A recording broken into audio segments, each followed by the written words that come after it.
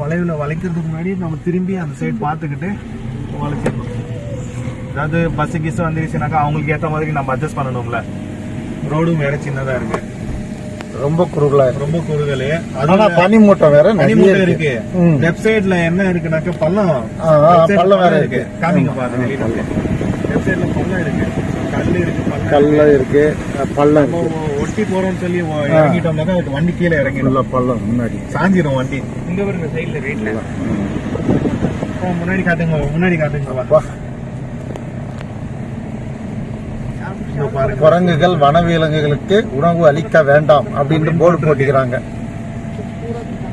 ஏன்னா இதெல்லாம் danger place. இப்போ அதுவும் இந்த டிசம்பர் ஜனவரி மாசம் வரும்போது இந்த பனி வந்து நிறைய இருக்கும்.